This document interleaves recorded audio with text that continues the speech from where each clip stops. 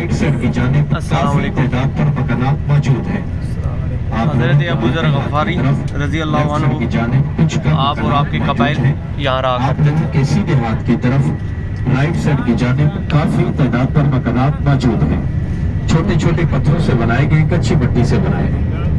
حضرت ابو ذر غفاری رضی اللہ تعالیٰ عنہ کی بستی جہاں پر ان کے قبائل کے لوگ رہا کرتے تھے، یہ آج سے 1400 سال پرانی بستی ہے اور کافی تعداد پر یہاں پر مکانات موجود ہیں، چھوٹے چھوٹے پتھروں سے بنائے گئے، کچی مٹی سے بنائی گئی۔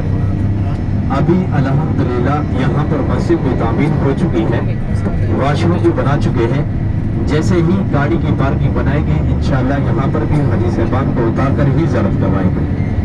میری دعا ہے کہ اس مرتبہ آپ سب بہن بھائی عمرے کے لیے آئے ہیں، اللہ تبارک و تعالیٰ آپ کو حج کے لیے بلائے، پھر یہاں پر بھی اتار کر زیارت کروائیں۔ حضرت ابو ذر غفاری رضی اللہ تعالیٰ عنہ کی بستی جہاں پر ان کے قبائل کے لوگ رہا کرتے تھے۔